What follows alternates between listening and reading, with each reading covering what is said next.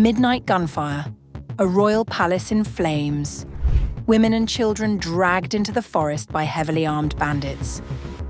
As panic spreads across Nigeria's border regions and security forces launch a desperate rescue operation, one terrifying question is now shaking the country.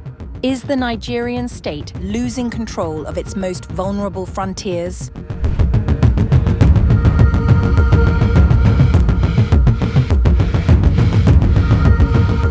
Nigeria's fragile security crisis has taken another terrifying turn.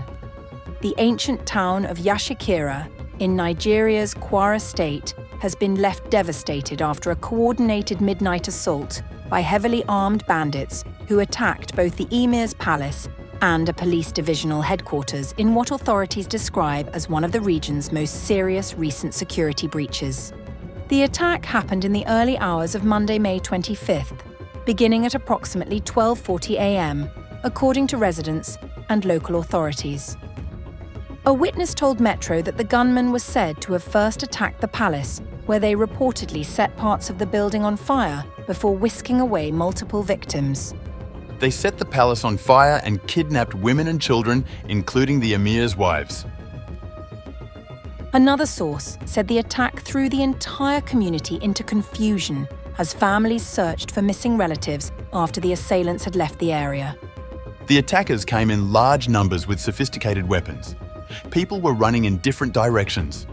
Many residents escaped into the bush, while the bandits carried away several persons. Reportedly, the assailants stormed the remote agrarian community, firing sporadically with sophisticated weapons before launching simultaneous attacks on key targets across the town. Authorities said the assault was not limited to the palace alone. The Kwara State Police Command confirmed that the attackers also launched a simultaneous assault on the Yashikira Police Divisional Headquarters. Police spokesperson Adetun Ejire Adeyemi said, Officers on duty successfully repelled the attempted breach of the police facility after an exchange of heavy gunfire with the attackers. Despite that, residents said the attackers remained active in parts of the town until approximately 2:25 a.m., with continuous gunfire heard across the community. Security officials believe the attack reflects a worsening security crisis spreading across Kwara State and Nigeria's broader north-central region. Only hours earlier, another group of militants reportedly attacked a prayer ground near Ikiran village in Ekiti local government area, killing 3 worshippers and abducting 15 others during a religious vigil. Security analysts say increasing military pressure on armed groups in northwestern Nigeria may be pushing heavily armed factions southward into border regions like Barutan local government area.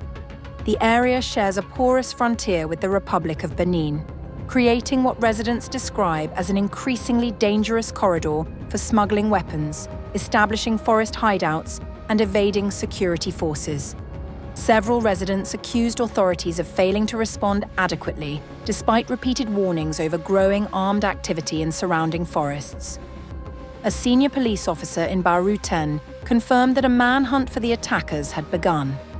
Military personnel, police tactical units, forest guards and local hunters have since established a security cordon around the Yashikira axis as rescue operations intensify.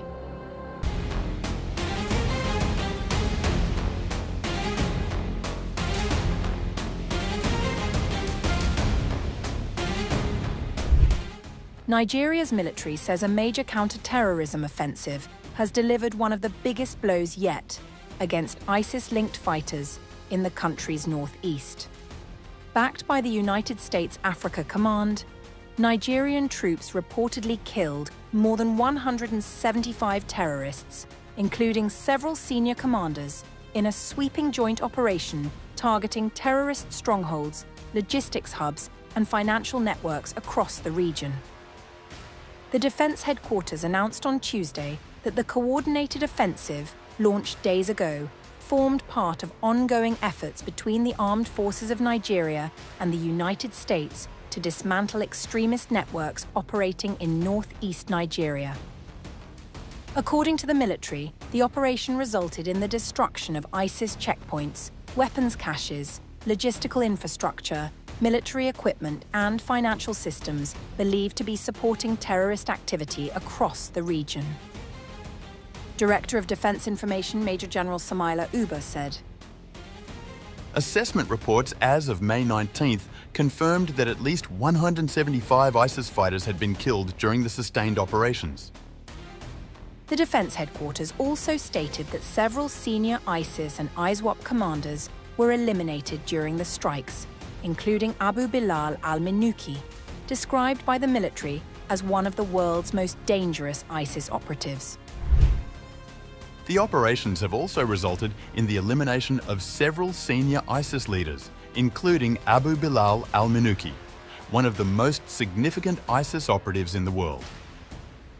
Al-Minuki played a central role in ISIS external operations, coordinating terrorist financing, recruitment, logistics, and attack planning targeting Nigerians and innocent civilians around the world. His death severely disrupts ISIS command, operational coordination, and external attack networks. The military further confirmed that other senior extremist figures killed in the offensive included Abd al-Wahhab, identified as an ISWAP commander responsible for coordinating attacks and propaganda dissemination. Also among those reportedly killed was Abu Musa al-Mangawi, described as a senior ISWAP member, along with Abu al-Muthana al-Muhajir, whom the military identified as a senior media production manager and close associate of al-Minuki. According to the defense headquarters, the latest operation demonstrates Nigeria's continued commitment to pursuing terrorist groups operating within its borders, while strengthening cooperation with international partners in counter-terrorism efforts. Military officials stressed that joint operations with allied forces would continue in order to dismantle extremist networks threatening both national and regional security. The joint strikes have further reinforced what the armed forces of Nigeria have consistently done over the years: hunt down and kill terrorists anywhere they are in Nigeria. The joint operations will continue to hunt down and destroy those who threaten our nation and regional stability. The operation comes as Nigerian security forces continue battling insurgent violence in the northeast, where extremist groups linked to ISIS and Boko Haram have carried out attacks for years, causing widespread instability and humanitarian crises across the region.